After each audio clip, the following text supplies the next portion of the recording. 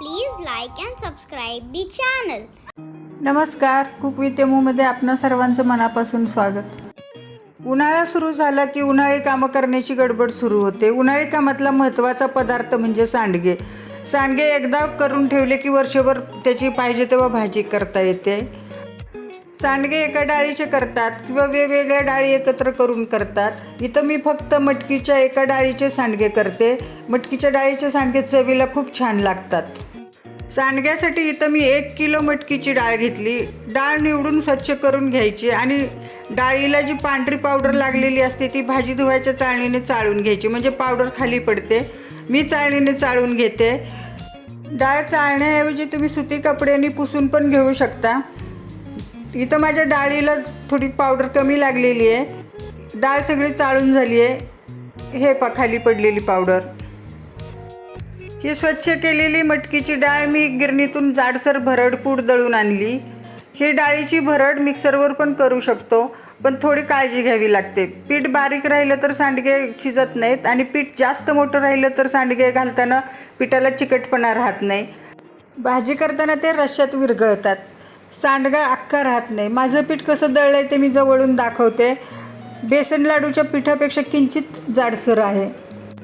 आता सांडग्याला इतर साहित्य काय काय लागणार ते बघू. 1 किलो पिठासाठी इथं मी नेमकं प्रमाण सांगितले. 2 टेबलस्पून जिरे पावडर, 1 टेबलस्पून लाल तिखट आहे, ते मी एव्हरेस्टचं तिखा लाल घेतलं आहे. 1 वाटी कोथिंबीर स्वच्छ धुवून पाणी निथळून घेतली. 3 टीस्पून मीठ घेतलं आहे, ते तुम्ही पिठाचं चव बघून वाढवू शकता. 1 टेबलस्पून रंगाचं लाल तिखट घेतलं आहे, तेही मी एव्हरेस्टचं काश्मीरी लाल घेतलं आहे, त्यामुळे सांडग्याला रंग छान येतो. अर्धी वाटी लसूण घेतला आहे, तो मुद्दामहून वाटीत घेतला आहे त्यामुळं अंदाज येतो. अर्धा टीस्पून हिंग, अर्धा टीस्पून हळदपूड आणि 1 टेबलस्पून धने पावडर आहे. आता सकाळचे 7 वाजलेत. सांडग्याचं पीठ भिजवायला घ्यायचं. पीठ भिजायला 1 तास पुरेसा होतो. मी लसूण सोलून आणि कोथिंबीर निवडून धुवून सुकवून फ्रीजमध्ये आदल्या दिवशीच ठेवली होती, त्यामुळं पहिल्यांदा कोथिंबीर चिरायला घ्यायची. कोथिंबीर एकदम बारीक चिरायची. हे तुम्ही पाहू शकता. ही आपली कोथिंबीर चिरून झाली आहे. मिक्सरच्या भांड्यातनं लसूण बारीक करून घ्यायचा. त्यासाठी लसणात थोडंसं पाणी घालून एकदम बारीक पेस्ट करून घ्यायची. हे एकदम बारीक अशी पेस्ट झाली, पाहू शकताय. आता सांडग्याचं पीठ भिजवू. आपण जे पदार्थ त्यात घालायला काढलेत ते एक एक करून त्यामध्ये घालायचे. ते पहिल्यांदा तिखट मिरची पावडर, ही रंगाचं लाल तिखट घातलं आहे. हे धने पावडर, हे जिरे पावडर घातली, हळद घातली, हिंग घातला आहे, हे मीठ घातलं आहे आणि ही बारीक चिरलेली कोथिंबीर घातली आणि आता ही शेवटी लसणाची पेस्ट घालायची. हे सगळं एकत्र करून घ्यायचं.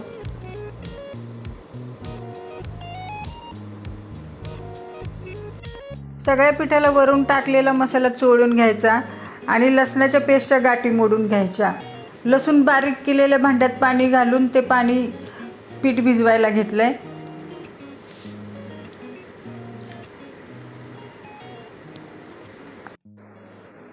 थोडं थोडं पाणी घेत पीठ सैलसर भिजवायचं. चपातीच्या पिठा इतपत भिजवायचं. हे पीठ भिजवून झाले. हे एकत्र गोळा करून ठेवायचा. पिठाची कन्सिस्टन्सी बघा, बोटं सहज आतमध्ये जात आहेत. आता वरून पीठ सुकू नये म्हणून थोडंसं ओलं हाताने ओलं करून घ्यायचं आणि 1 तासासाठी पीठ झाकून ठेवायचं. 1 तासात पीठ चांगलं भिजतं. हा 1 तास झाला आहे. पीठ बघा आता पहिल्यापेक्षा थोडं घट्ट झालं आहे.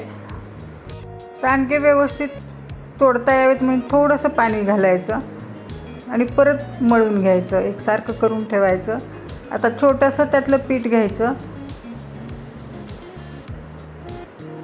आणि सांडगे करायला सुरुवात करायची. सांडगे मी प्लॅस्टिक पेपरवर घालते. हाताला पाणी घेऊन गोळा घ्यायचा, म्हणजे हाताला चिकटत नाही पीठ. हे सांडगे तर मी 2 प्रकारचे दाखवणार आहे. हा एक पहिला प्रकार, नखानी पुढे ढकलायचे. आणि हा दुसरा प्रकार, 4 बोटामध्ये गोळा पकडून अंगठ्याने पुढे ढकलायचे. तुम्हाला जे सोयीचं वाटेल त्यांनी तुम्ही करू शकता. हे सांडगे आपले सगळे घालून झालेत. त्यांना पातळ सुती कपड्याने झाकून 3 दिवस कडक उन्हात वाळवायचे. कपड्याने झाकल्यामुळे त्यावर धूळ बसत नाही आणि सांडग्याचा लाल रंग तसाच राहतो. सांडगे 3 दिवस उन्हात वाळवल्यामुळं ते बरोबर वर्षभर चांगले राहतात, अजिबात खराब होत नाहीत. सांडगे 3 दिवस उन्हात वाळवलेत, त्याचा रंग बघा असा एकदम लालच राहिलेला आहे. या तयार सांडग्याची आपण सुकी भाजी किंवा रस्सा भाजी करू शकतो. ही टेस्टी खमंग सांडग्याची भाजी भाकरीबरोबर, चपातीबरोबर, भाताबरोबर खायला खूप छान लागते. तुम्ही पण माझ्या या पद्धतीने सांडगे बनवून बघा, नक्की आवडतील. व्हिडिओ आवडला तर लाईक, शेअर करा. परत भेटू नवीन रेसिपीबरोबर. तोपर्यंत धन्यवाद. चॅनलला सबस्क्राईब करा आणि घंटी वाजवायला विसरू नका.